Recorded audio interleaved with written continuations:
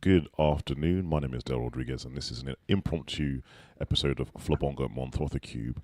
One with a slightly more serious note. We're talking about DEI.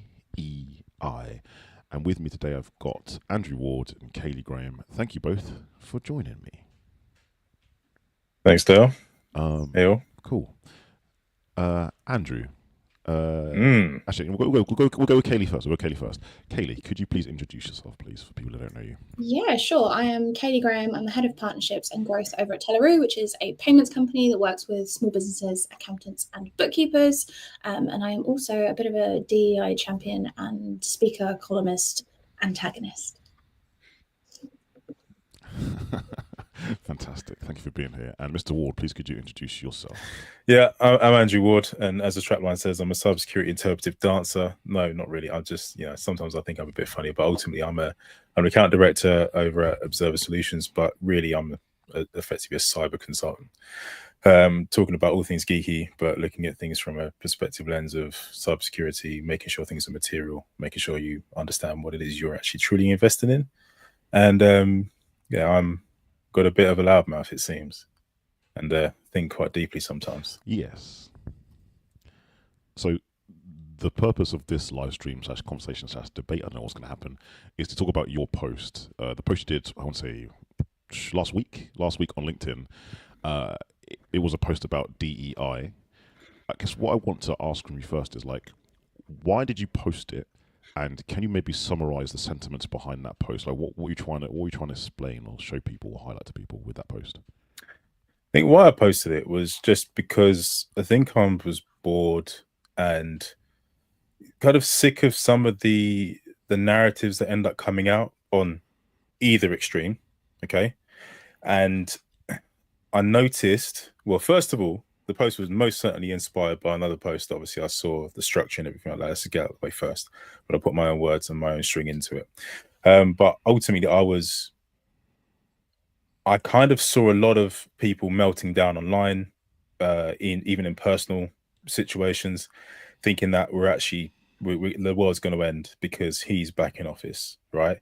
And going to certain extremes, Trump, going into certain extremes I'm messing with that were, I guess, that were kind of peddled by a lot of the traditional media outlets. And actually, if you were to go off the beaten track and actually start looking into things a bit deeply, you realize things aren't as cut and dry as what ends up getting reported. I don't have a horse in the race. I just generally reported on what I saw, and I thought, are we really this surprised that this happened? And I guess the summary of the post really is sometimes things go a bit too far when it comes to initiatives and what we try and do. You muted me. by mistake. I'm really sorry. I was trying to mute myself. I'm really sorry. I was talking too long. How'd you shut up?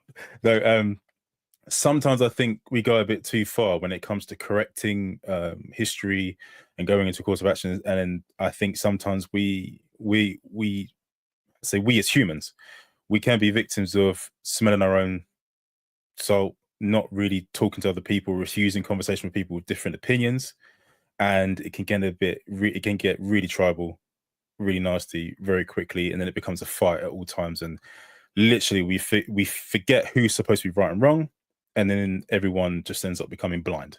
So the whole point of the sentiment is we truly are for diversity, equity, and inclusion. Why does it appear that we appear to be in mass? And maybe we can discuss it's probably a loud minority, perhaps, but in mass, in terms of reaction, for most things, we're excluding what appears to be a fairly significant part of the population socially, yeah, online or physically, and almost suggesting that perhaps they don't matter. And all we're doing is almost replacement theory. Anyway, that's kind of it, if that made sense. That kind of made sense. I'm gonna have to ask more questions. I need you to dumb it down for me again. So you talk about like you're excluding certain people maybe in society. Like what group is being excluded? So it would seem almost white is bad, evil, and terrible. And we go on this. There appears to be this self-flagellation tour from people who go, oh my gosh, I was born in my skin, so therefore I've got all this privilege because I said so, and other people have said so, and I've identified it. And actually, I'm going to tell you who looked at this that you should do better, be better, and that's great, and that sounds amazing. But at the same time, let me tell you about my privilege and tell you where you're not privileged, and put you into places where maybe you can probably thrive, whether you do or do not have qualifications. But at the same time, on the reverse, and this is the thing I take umbrage with, it almost seems to be fashionable to be racist in the opposite direction. Yeah.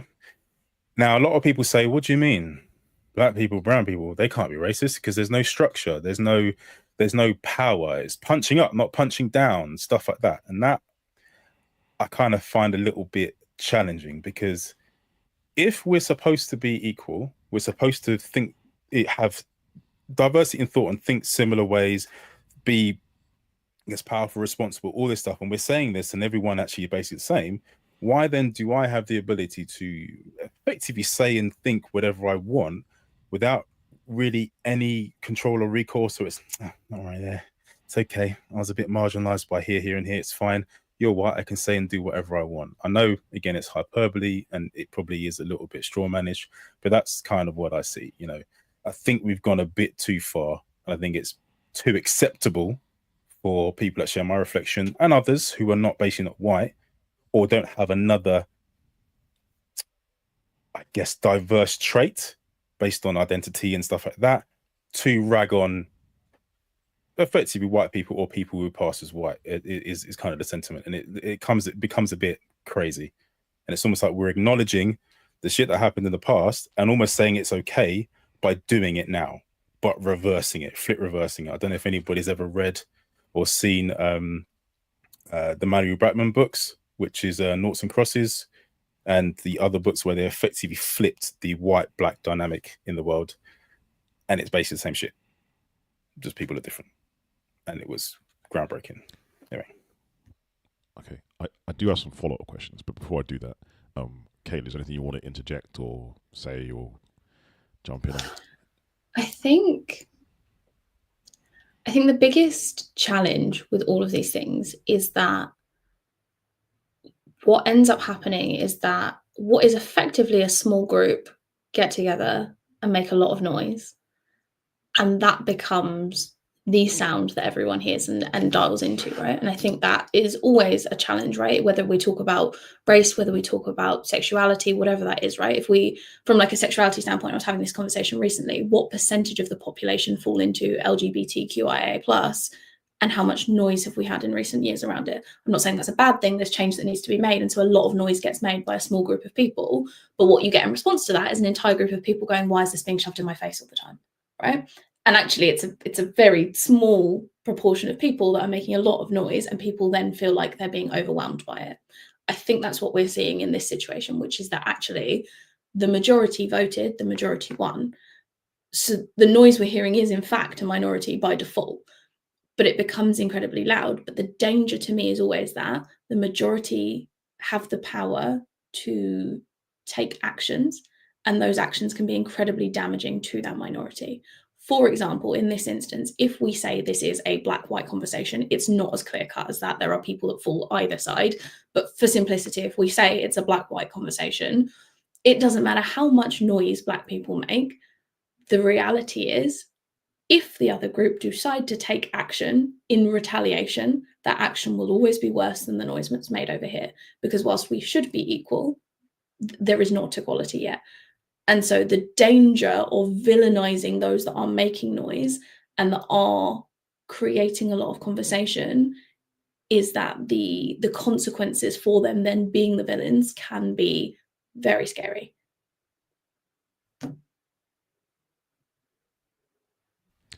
That's a really good point. Gonna change gears a little bit.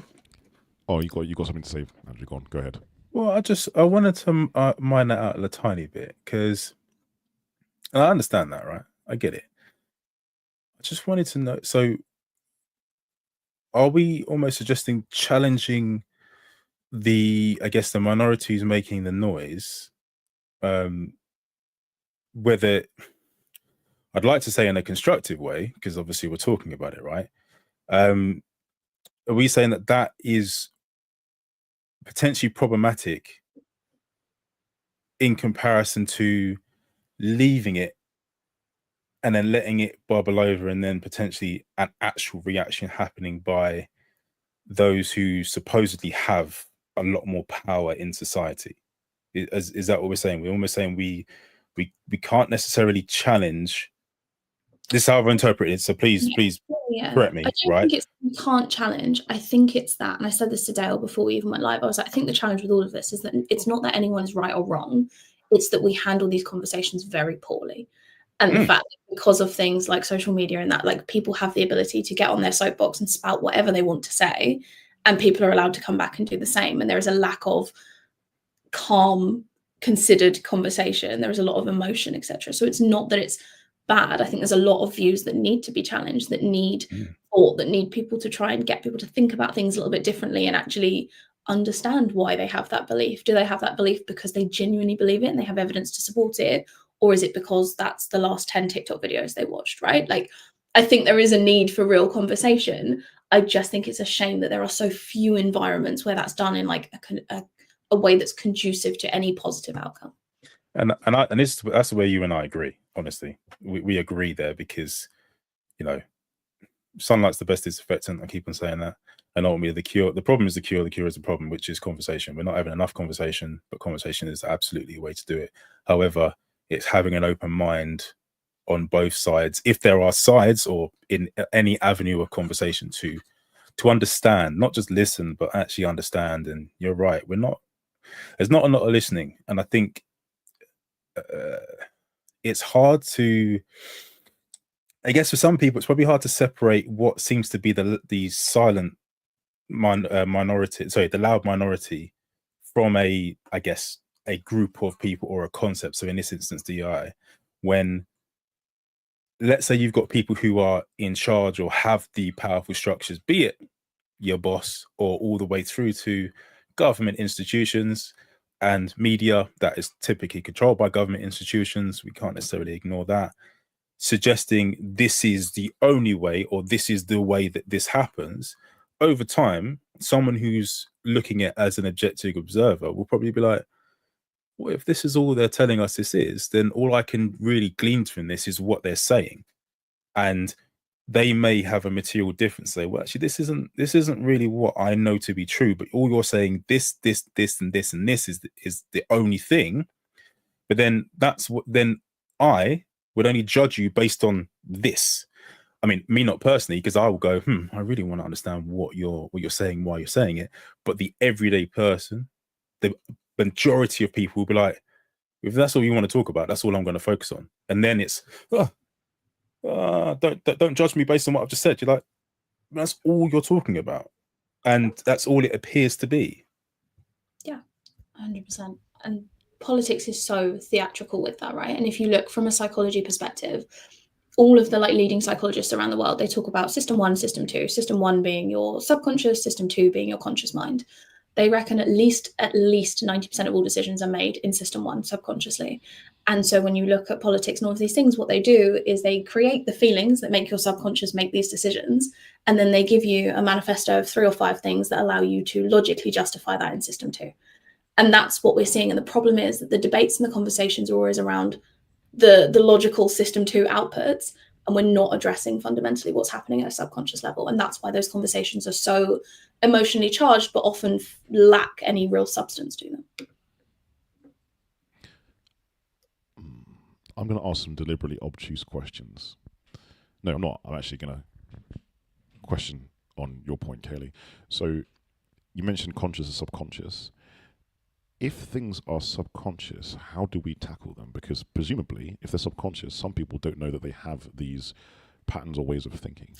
They don't, but they do rear their heads. The reason so that it's the subconscious, and when you speak to psychologists, that's exactly how they refer to it. But when they are teaching it, they often refer to it as the emotional mind. And the reason for that is that because the subconscious typically rears its head as emotion on the front end. And so that's what we're playing into here, and that's what we're talking about. And so when we talk about addressing the subconscious mind, if we start by addressing the emotions that people feel in reaction to things, you can start to unpick that. So when people see Donald Trump and they become angry, what is it that's causing that feeling? What is it that's happened? How is that linked to their own lives? And how do we start to unpick that and address it and understand the root causes behind that? Because I think most people are aware enough to understand that any of these political candidates are effectively puppets, right? Like, it's controversial, but they are not making decisions on their own. There are teams of people that sit behind them and that do these things, right? So these people are just the face of it, in the same way that the emotion that comes out is the face of your subconscious feelings, right? So I think when we start to unpick that, it's easier to understand. And I think when I have conversations with people about politics, DEI, anything that's typically an inflammatory conversation, that's very much the stance that I take on it, that any emotion I'm seeing from them is reflective of something else. And let's try and understand what that is before I hit it with my own view. Thank you for expanding. Okay, deliberately obtuse question. Is DEI good or bad? So DEI in itself, in its rawest form, is good, as we know. How it's used or implemented is definitely up for debate. And I'd say if we had to choose good or bad, largely it appears to be bad at the moment. That's the sentiment. The sentiment around it is bad. But exactly as Kaylee said, we probably need to understand why it's bad and maybe figure out the attachment to certain phrases, and then figure out really what people's motives are behind why they try and push a certain agenda with certain things. So in this instance, we're talking about DEI. Yeah. So I'm glad you said that, because that was going to be my follow-up question to you. You said at its core it's good, but the way it's, I'm paraphrasing what you said, the way it's been implemented or used, maybe not so good, bad. Why at its core is DEI good, and why do you see certain aspects of it as bad? Because ultimately it speaks to what we are, the essence of humanity.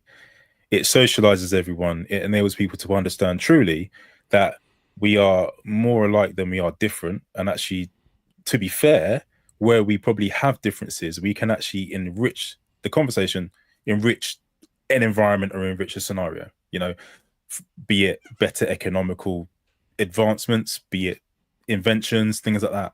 That's where it could be. Also from, you know, from a business perspective and from, I guess, a humanities perspective, because a lot of people think business is purely about making money. It's probably, I'd say the majority of it is humanities. It's about people, right? Because people are part of it. So it's about making sure people understand other people and understand different points of view and actually get different perspectives.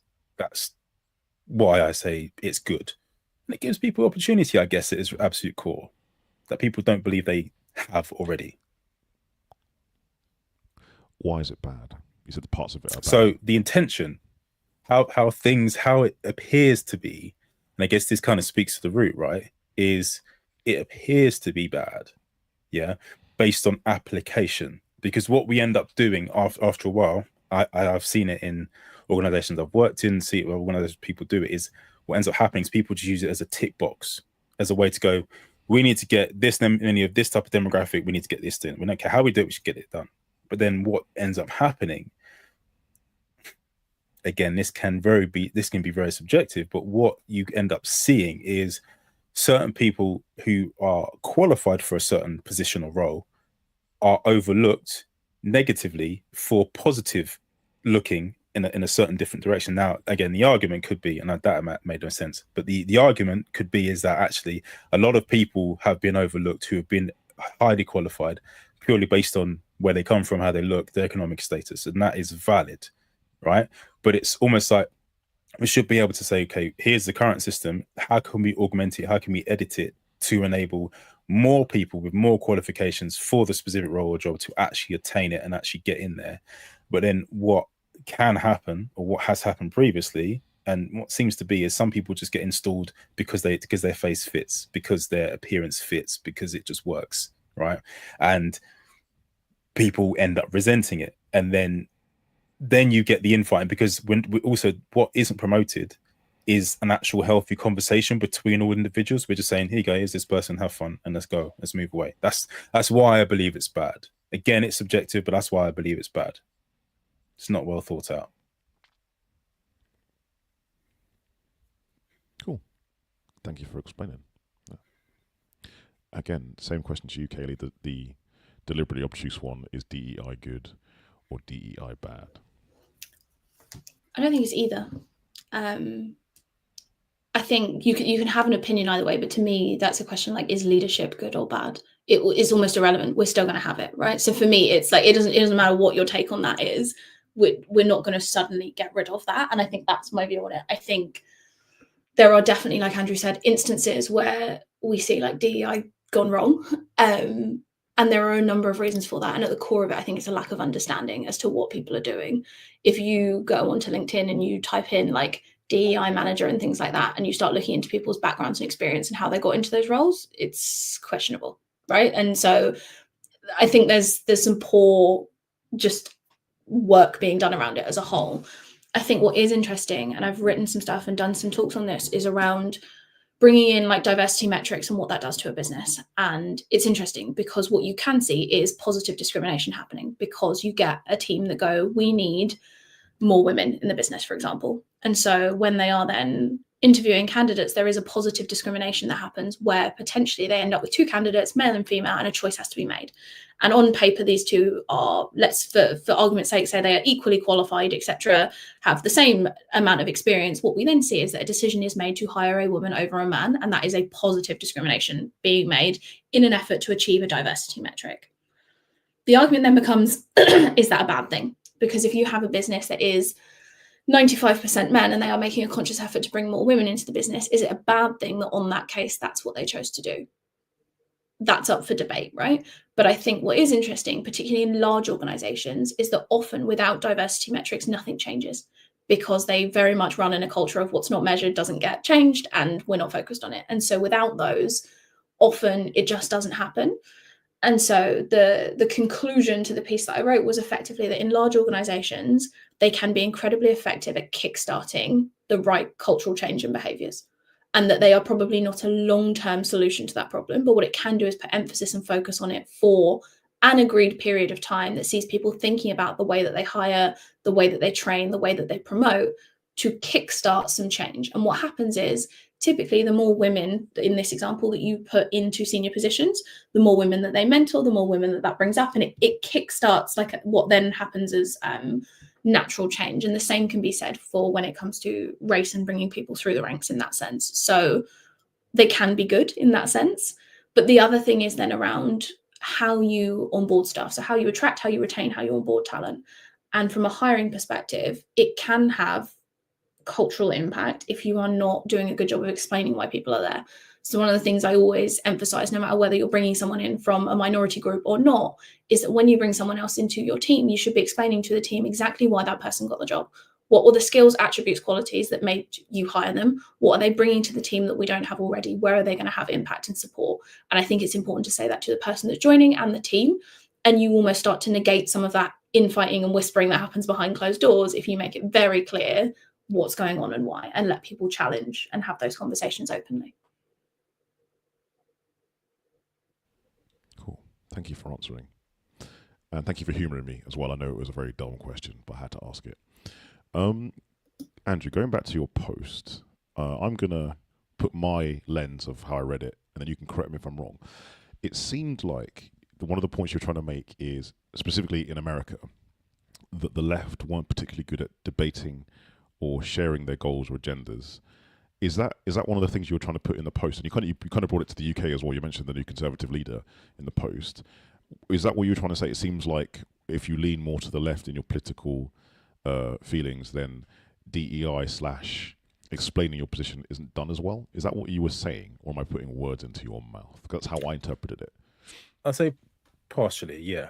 So a bit of both. So the main part, definitely, it appeared like how, I guess, the left candidate in this instance, that just weren't able to articulate what they were doing and what they're going to do, and couldn't answer the fundamental questions being asked of them, which truly was the reason for the loss, right? But also, if we were going to the DEI part of what you said there, I'd probably say, yeah, also would be true, because if potentially your answer, now a lot of the answer wasn't direct, but a lot of it was supplanted into, well, pretty much, if you don't vote for this person, or if you don't follow what I'm saying, you're basically misogynist, or you don't understand what female leadership looks like, or an alternative leadership from whatever is there, but let's say it's female and it's brown, right? It kind of delved too deep into the identity of who the person was, when actually that's not really who's running. That's not what's up for the leadership seat. So therefore, no one actually cares. And if you talk about ultimately, what people ultimately cared about was the policies, was how can you promise, and it's always promises, and a lot of it is fairy tale, let's face it, but it's how can you promise to make my life better than it was over the last 4 years, but poignantly, you've been in proximity to the actual decision maker. And let's be clear, she couldn't really make decisions based on the seat she's in. Let's understand that, right? It's true. Yeah, the vice president can't really do that.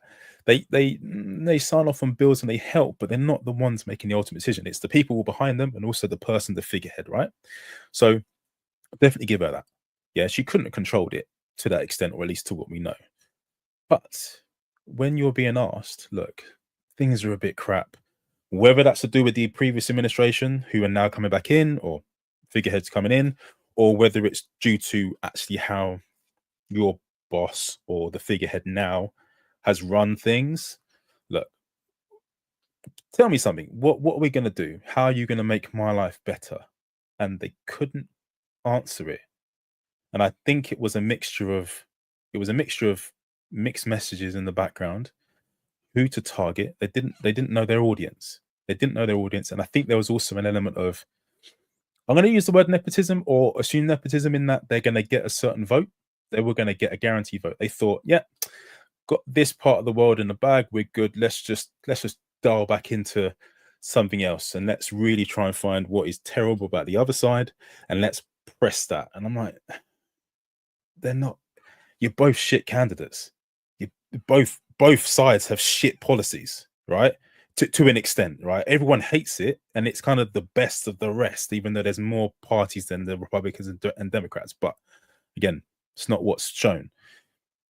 Tell me how you're going to affect my life. Yeah, because if you think about it, we're all selfish at the end of the day. We're selfish to our immediate family, ourselves, and then we branch out. And it wasn't clear, you know? And that's saying something, because Trump is not clear. Really, let's face it. He's not really clear. Okay, he's clear on what he stands for. He's clear on who he is. Yeah. But if we talk about the actual policies that are being talked about, he wasn't very clear. Not really. People appreciated that he had a stance. He had an opinion. He was willing to learn, and he showed growth, but he was willing to learn. And it didn't appear like that on the other side. It appeared to be kikiing, laughing, and yeah, man, if you don't vote for me, you're misogynistic and you don't like brown people. We're not going to get a brown president, blah, blah, blah. It just... Okay, let's bring it to the UK, because in your post you mentioned Kemi Badenoch and DEI. How are those two things, like DEI and Kemi, related? Like, why did you put that in your post? I put it in there purely because... And I think that was more of a personal plight on my side, because of potentially what I've experienced, and how, as someone of a melanated individual, has experienced it in his life, in that fact of, if you have a view that isn't part of the stereotype, then you're potentially not part of that group. You get the phrase "skin folk ain't kinfolk," and you get told, "Oh, why are you trying to act like a completely different race?" All this special stuff, and it becomes group monolithic think and pressure. And I think on this panel, we probably all understand what I'm saying here, right? In that, because you look like this, you have to think this and vote this. There's that silent pressure that kind of exists. And there isn't a lot of thinking that goes around that. But it takes a fair amount of... Well, I think a bit differently. Now, that happens in many aspects, actually. Let's face it. This happens all over humanity, no matter what it is. People with different religions and stuff. To think differently is a challenge. You become a black sheep. But I was talking specifically about what has been spoken about by her peers. I'm not going to quote them because I'll butcher the quotes, but her peers in parliamentary seats and other people who look just like her, and other people who are social and political commentators who people listen to, ripping her apart for effectively not towing the line based on apparently a cultural set of norms. That doesn't sit right to me at all, because what you're doing is, in my opinion, you're almost relegating us, if we're talking about group identity here, because that's what a lot of people who've spoke out about her becoming conservative leader as group identity people, you're saying that, oh, we're not a monolith, we don't think in this certain way, but by the way, if you think any different, you're out. What the fuck is that?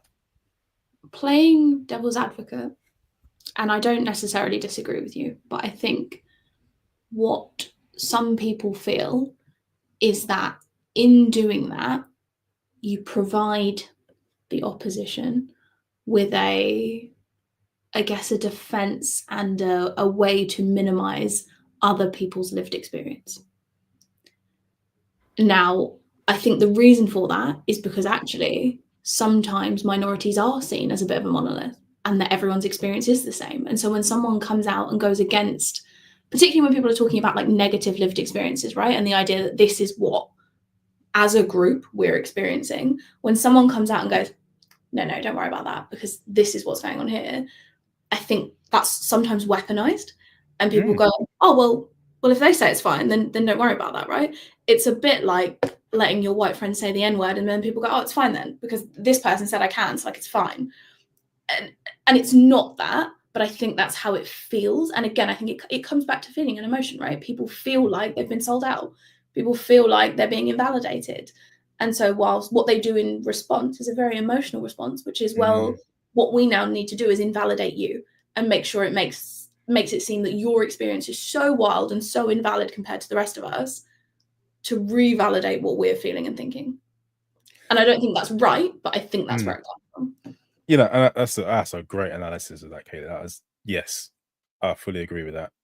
And I think really, and maybe this is just me fighting this or feeling I'm a solo warrior, is that we need to get away from acting emotionally. I mean, we cannot ignore our emotions as humans, and especially as people who, especially if you are marginalized to a certain degree or an extent, emotions run high, and we almost cannot change being tribal, because that's what we are as humans. We seek like we like seek, right? But if we've been one side of our face, and again, I'm not challenging what you say because I fully agree. Yeah, and I think that's very true. Yeah. And that could be chopped up in various different contexts in any way where there's any sort of difference, division, or competition. But if that seems to be your response, not yours, but your response to your outward response to everyone else signaling this is what you do to your quote unquote own that we quote unquote say are monolith, then what we'll do, if we flip reverse it, we'll take the quote unquote best of you, the ones that seem to be a bit more moderate, to appear, to listen, to understand, and not necessarily assimilate, but at least come to the table and talk, and we'll discard the rest of you. All it really does, it just perpetuates the potential cycle and the potential victimhood that they're feeling. And it's hard as a victim to see that. We get that. But for the people that are, I guess, the cultural arbiters, the ones who see it and don't check it, that becomes problematic, because then you go, well, all you're doing is you're leaning into race politics, you're race baiting, you're hustling, you're doing all this, and all you're doing is you're keeping certain people captured in their emotions whilst not actually helping them come to a more cohesive plane of thought that enables them to go, look, you may feel this way, but try and explore why you may feel that way, or try and explore if what you're really feeling is actually true. And you'll probably end up finding out, I mean, I did all this myself and I explored it myself, because trust me, I was there. Then you end up finding that the people on the other side that you may be looking at in a certain way probably feel and think exactly the same way as you. They're just they're just in a position where they are able to articulate it a little bit easier. And again, people say, well, it's not fair, or they have the privilege of that and stuff like that. Listen, life is amazing because it's equally unfair to everyone. It's just in different degrees. Yeah, we just have to accept. We just have to accept that I will never, ever have tight ringlet curls that you have, Kaylee, and I'm flipping jealous. I want them, right? I said this on the last few live streams we've been on. I want hair like yours, right? I want it, yeah? But I have to accept that I'm more of a 4C. It's a bit more, it's even tighter. It's a bit more straw-like, and I have to do a fair bit to kind of get those ringlets. But it is what it is. I know I'm not trying to make this into a joke, but I'm just trying to give people a way to understand where I'm coming from without keeping it too serious. So yeah. So my next question was going to be, again, a deliberately inflammatory and obtuse one. Does white privilege exist? And you kind of touched upon it in your answer just now.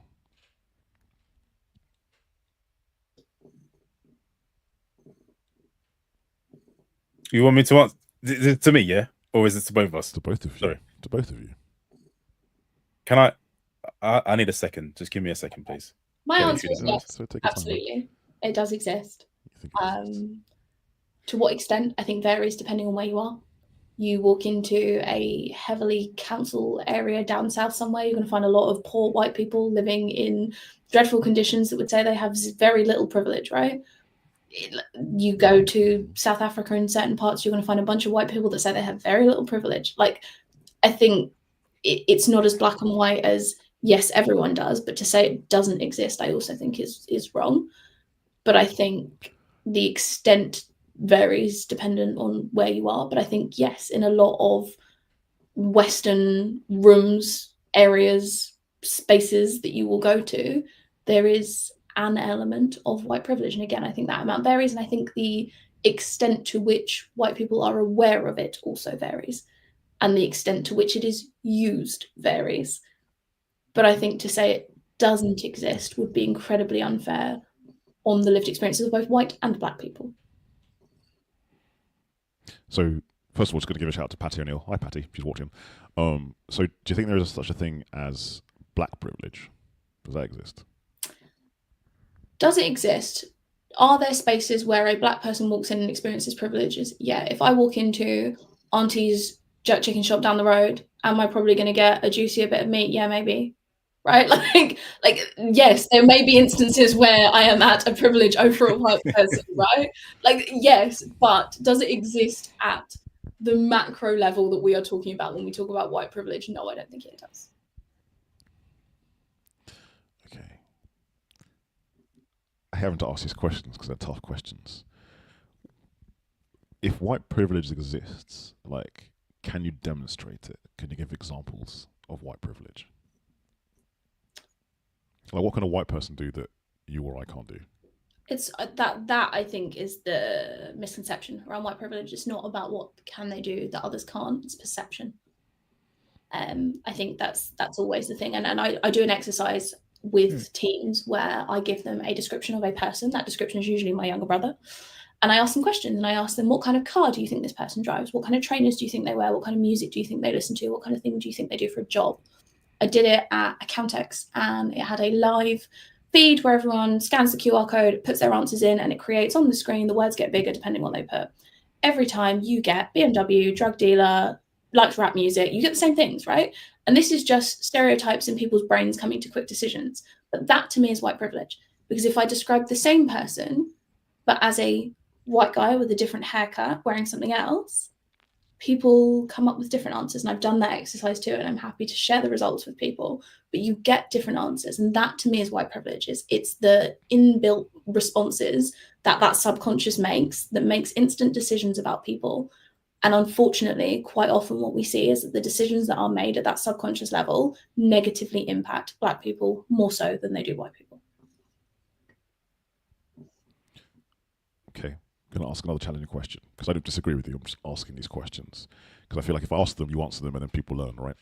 So where is the privilege in your example? So is it that in your example, someone perceives someone and it's a negative perception, and that's where there's a lack of privilege, or privilege to someone else who isn't a certain skin color or ism, as it were? Is that So what you're it's saying? what you That the way they're do perceived with means they don't have privilege, or they do have privilege? it's what you do with the perception. The perception itself isn't dangerous. I always say this to people. People talk a lot about unconscious bias, right? I always say to people, unconscious bias is labeled as a bad thing. It's not. It's your brain making quick decisions to keep you safe and make decisions. If I walk down a road and it's dark and I see 3 guys with their hoods up, I'm probably crossing the road, right? That's unconscious bias. They could be 3 lovely guys playing dominoes, but I'm not going to walk over there and see, right?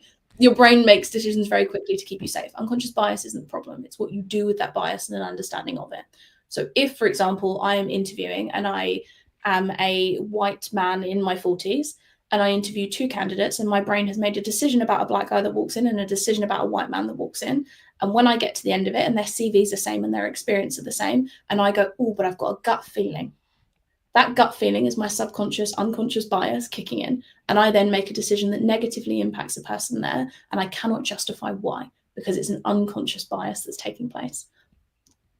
But the privilege piece is the fact that that white guy walked into the room with no understanding that maybe he had an understanding, but in theory, no understanding that he was at an advantage, but was by default because of my unconscious bias. That's the privilege. That's a really hard thing to tackle, isn't it? Because it's unconscious, by its very nature. You can give examples and you can test it and you can do report studies on it, but it's very difficult to challenge. It's hard to challenge, but you can create and architect ways out of it. So from a hiring perspective, you build in scorecards, etc., that are built specifically around like specific features, tasks, activities that are very clear and able to be tested.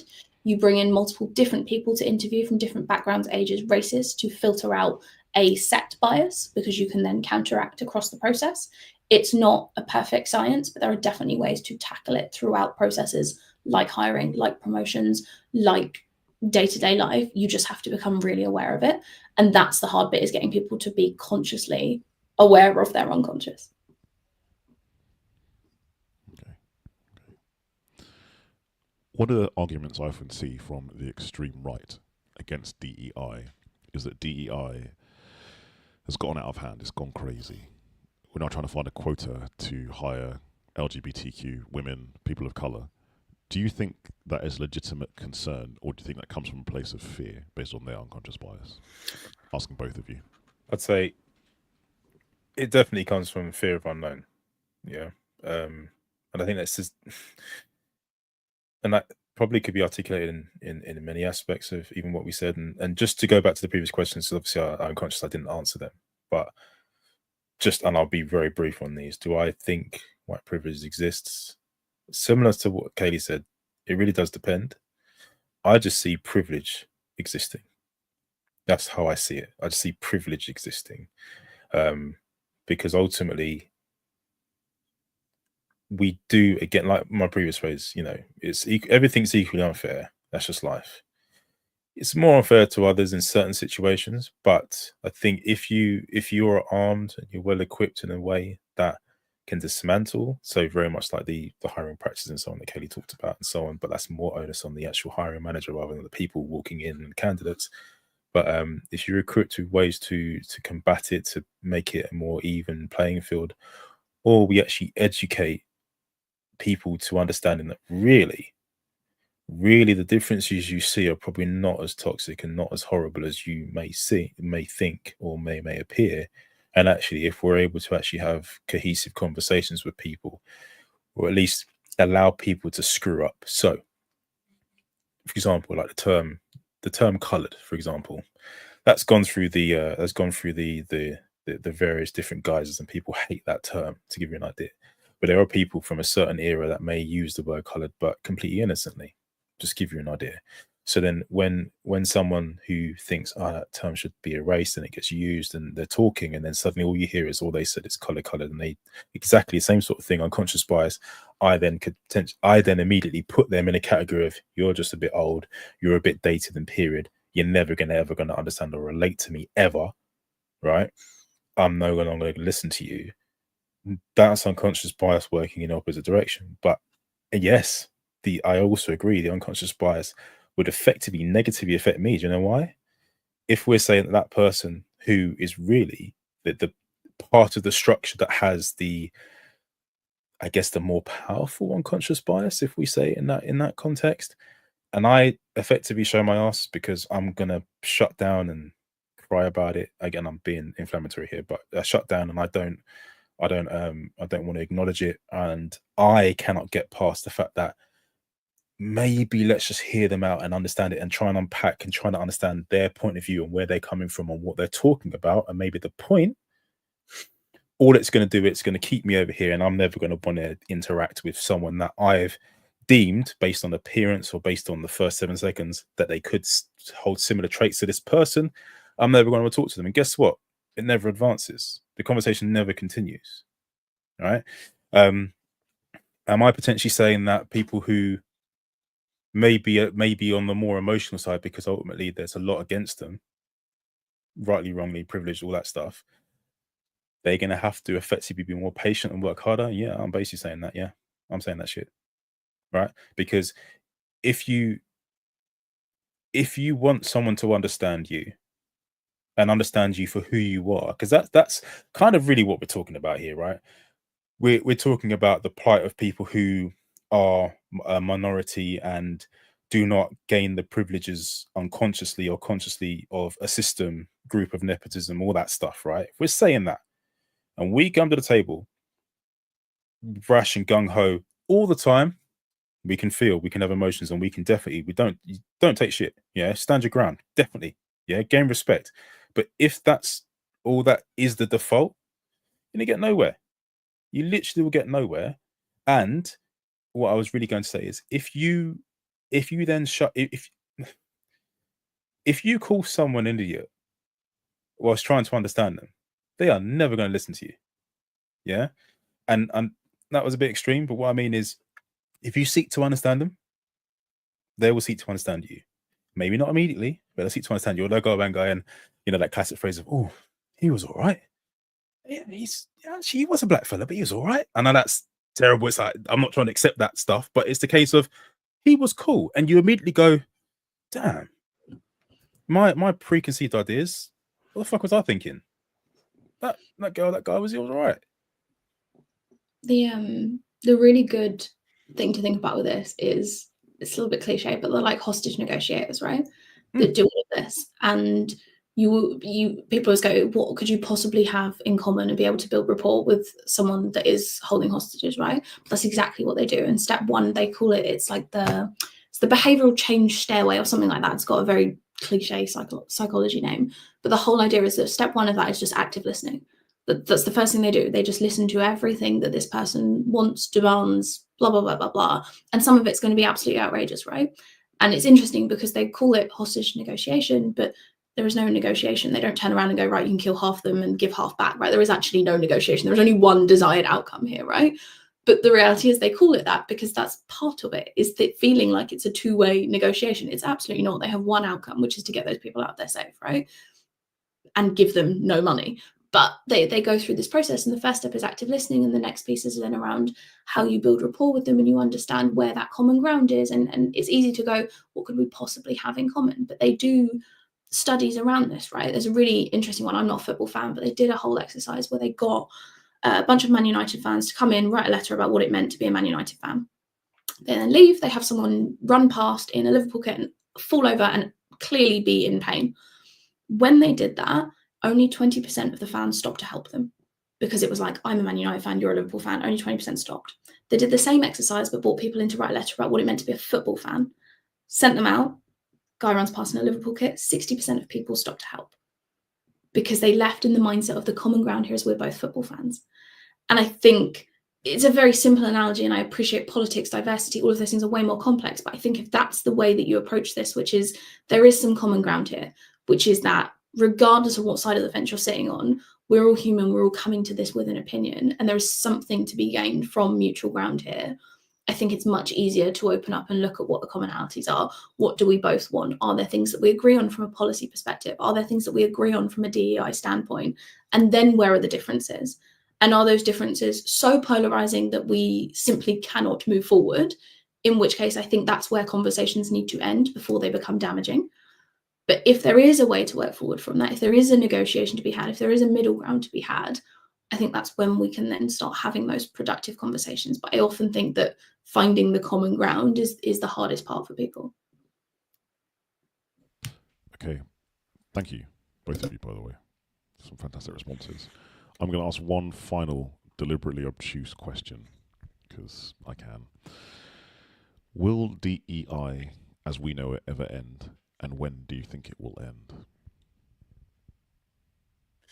So, no, you were going to talk earlier, were you? Or no? Oh, Sorry. you go for it. I think we probably need to. I think we've definitely pursed out and established that really it has multi layers, multi faces, right? So DEI as we know it, will it end? Yeah. But when I say as in its exact definition, exact tenets, of course, because everything evolves. Yeah. So I wouldn't say it would actually end. I think over time, through hopefully open debate, open conversation, and an understanding and more inclusion from a low level perspective, not from the level of the professionals that are trying to get it through, because a lot of the people and everyone, and Kay's right, there are some bad actors there, and those are the ones I'm talking to specifically. But let's just say more the bad actors that shout around the political and media side of things. But the majority are actually really there to further the conversation, to truly listen and understand. But I think the next evolution is ensuring that the people who are going through those processes almost become mini DEI advocates and champions themselves, and help to basically demolish any preconceived negative ideas and stuff that they're associated to, that they have against people that are supposedly oppressing them. Because I think it's a multi-layered position that we're in. Yeah. So I think it will evolve. I think it will evolve. If we talk about the extremes, which is why we're here to talk about the extreme of it all, will it get better? No, it won't. It's going to get worse, because I think it's now a polarizing phrase. And I used it in a polarizing manner on purpose, because it was to go at the people who are using it in a polarizing manner, which is honestly quite disgusting in my opinion, but whatever. But from the moderate stance, which is where I normally sit, and how Kaylee's presented as well today, it's got fantastic legs, and it's going to grow, and it's amazing. It's going to be good. But in its current guise of what it represents, it's going to get worse. And I mean what it represents to the people, to everybody, if we were to include, not exclude. Cool. I think it's here to stay because there's money in it now. Is my understanding. My honest answer is because there's now money in it. There wasn't before. It was a nice to have, and people pushed it off onto someone in the office to take care of. There is now a lot of money in the DEI space, because people have to be seen to be doing the right thing. They need to be politically correct. They need to be seen to be making an effort. And because of that, I think it's here to stay. And I agree with Andrew that we're going to get a lot more bad people in the space once they cotton on to how much money there is to be made. But what I hope is that, like with anything, where there is money and there is noise, there is change to be made. It's not all going to be positive. There will be a lot of negativity, but I think what will happen as a result, there'll be a lot of noise, a lot of negative, but in that negative, there will also be positive things happening in the background. And I think for me, that's the stuff that I'm keeping my eyes peeled for, is what's actually changing, what's actually getting better. And if you remove some of the noise, it's very similar to politics, right? You remove some of the noise, what's actually going on. Are there positives to be seen? Yes, absolutely. Regardless of who sits at the top, there's always something good that is happening. And I appreciate it's a very optimistic standpoint to have, but I think in my opinion, it's the only one to have, because otherwise, what are you going to do? Just sit and look at the negatives of it all day? That doesn't benefit anyone. So I think, yes, it's here to stay. There's more money being poured into it than ever. If you are a DEI consultant, speaker, anything, people are desperate to make sure they're ticking that box at events. They can't then have a DEI speaker and not pay them because that looks bad. So like there's money to be had, right? And I think that means that it's only going to grow.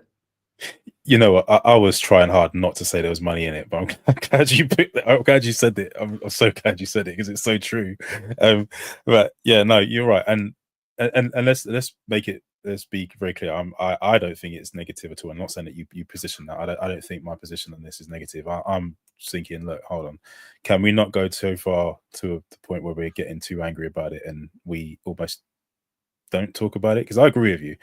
Focus on the positive. The positive and negative are in equal amounts. We just program to look at the negative and not go in. But I think on the positive tip that you're talking about, Kaylee, in order for us to make it positive, in order for the change to really happen, we have to address the negative. Well, hopefully not getting negative ourselves and then almost basically morphing into the problem, because it's probably the second half of where my post sentiment is. But I'm pretty sure we're running out of time, obviously. Sorry about that. But yeah, we just got to keep having open conversations with people that we disagree with, and also people that keep us in check. We don't do that, you get posts like I made, and I'm like, I'm sick of it. I have one more question I want to ask you guys, but it's kind of left field. Do we have time? Do you guys have up to the hour? I got time.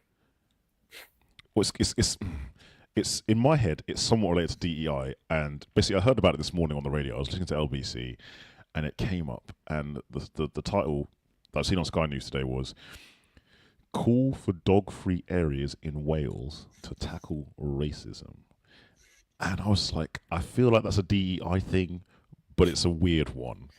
Any thoughts on that topic or title? And I know it's very vague, and I've kind of ambushed you guys with that one. But any thoughts on that headline from Sky News? I don't think it's DEI. I don't think that.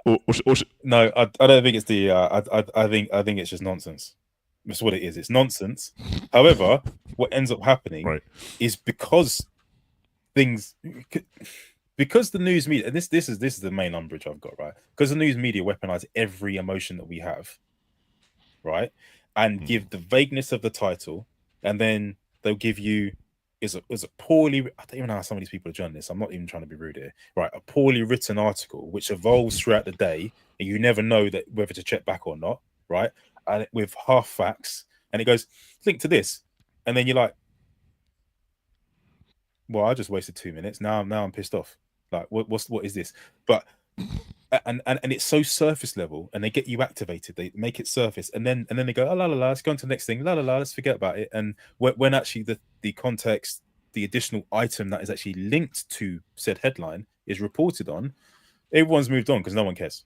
Because we're so inundated with information. We're so busy because our communities are borderless now. We can see what happens across the world and everything, and we're so distracted that we've made our opinion, gone, yeah, and then we move on. But then we go, linked to racism, what's DEI done? I'm pissed off. I think literally all I will say on it is I think it feeds back to literally what we were just talking about, which is it's not going anywhere and it's going to get worse. And headlines like that are going to be the norm as people try to aggravate the subject. So I feel like since you guys have shared so much, I mean, I've tried to be impartial, but I've obviously got biases. Obviously, yeah. So I'm waiting for this.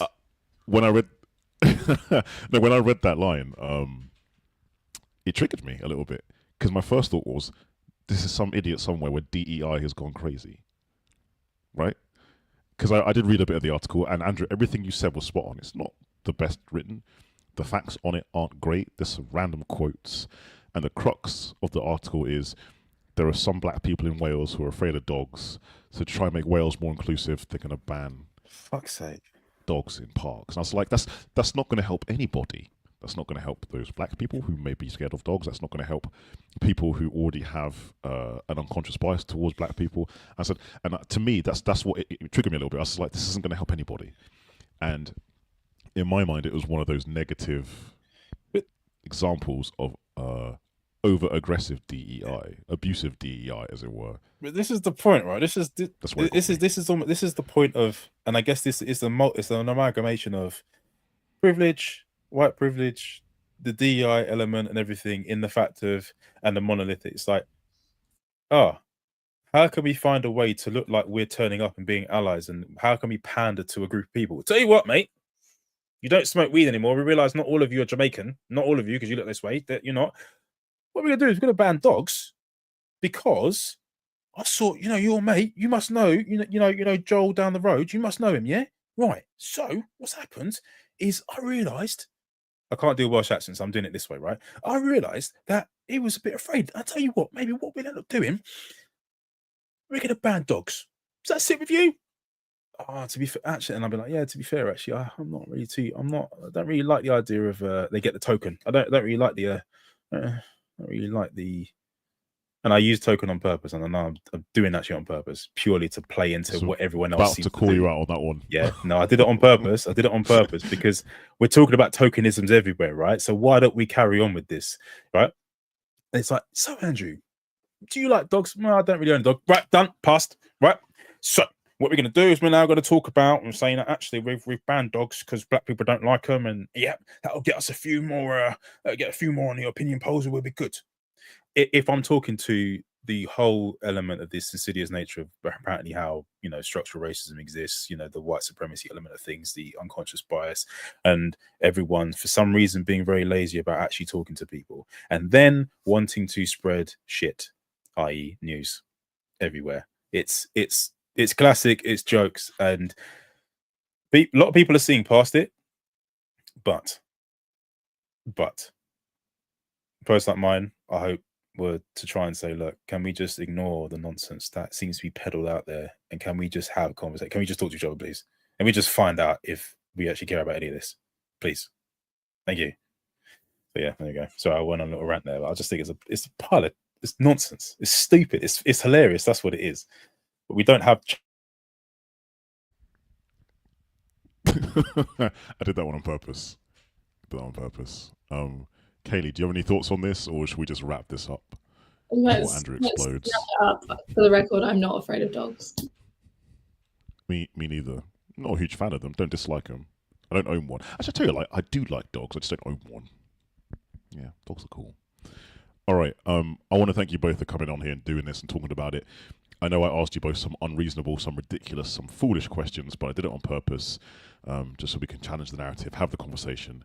I hope you guys enjoyed it. I hope the people watching this enjoyed it. I hope people watching it later have enjoyed it.